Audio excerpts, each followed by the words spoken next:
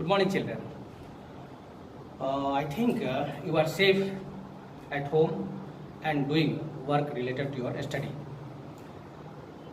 Maintain a distance, wear a mask or face cover, as you know the norm of the government. Here, today I am going to revise the lesson federalism. Just is the revision because we have completed our lesson. Coming together and holding together. Two types of federations are there. Coming together, it means many states or countries has came together and form a federation, such as America. Here, all the 50 states have their own constitution, their own currency, their own flag, but ultimately they have come together and they have made a United States. Here name is United States of America. Means these states are united, coming together and made a federation. But in India, you will find that holding together. We have this holding together means holding the states firmly and caring for them. That's why India is known as a democratic republic, not the states union of states. We have many states. America has many states, but there are difference between their pattern of federalism. Legislative powers, we have different powers. Legislative power here is union, state, and concrete list. List means on which union government can make the law or state government can make the law. Here we have divided this to reduce the overcome problems. Union government is much powerful than the state government, as you know. Here, union government can make rule on nearly 99 subjects, including railway, defense, civil aviation, foreign affairs, like this. But states has their own jurisdiction system where they can make the law. There are 66. These are 66, including police, electricity, education, and their administration. But you know that India is a very big country. We have nearly 138 crore population. To maintain this 30 states, 7 union territories, maintain this, we had given rights to, we had got rights for union as well as the state. But it may be, there is a great chance that many lists will be disputed. So this disputed list has been mentioned in concurrent list.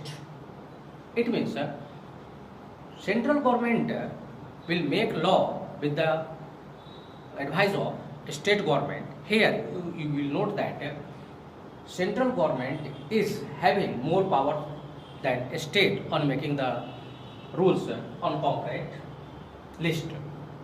And the number is, you will find that this is not there given a specific number, how many lists are there, because many problems are coming and solving. You know that our constitution was written in, imposed in in the year of 1950 on 26 January. From that time, a scenario has changed. That's why we have to amend our constitution, we have to make different lists. Example, you will find that earlier no ATM system, no mobile system was there, but today we have. So related to these guidelines, we have to make the laws. So in future we will have many lists which will be included in center or state or concurrent. One is the residuary list. What is the residuary list? After this means union, state and concurrent, if any disputed subject is there, it will be included in residuary list, on which again central government will have more power than the state government. That's why you can say that central government or union government is more powerful than that of a state government. Next is the decentralization. Our federalism system has given, means we are adopting decentralization. Means the authority is not in a single hand, such as in union government we have union, state and local. Union government means overall Prime Minister is the head of executive arm in our country. He is having the sole authority to govern the government. But on the same pattern, what we have divided different states, Chief Minister has the sole authority of the state. He is the executive head of the state.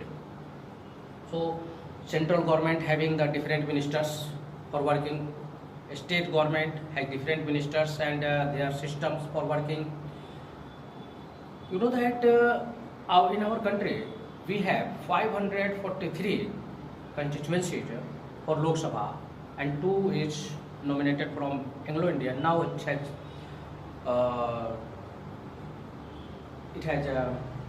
waived out, means we will have in future different seats, because Anglo-Indian seats, 2 seats were nominated by the president, it is waived out. In a state, the same pattern of election, state is also divided into state legislative seats, or you can say that constituencies, from where we are giving vote to the members, winning the election and forming the government.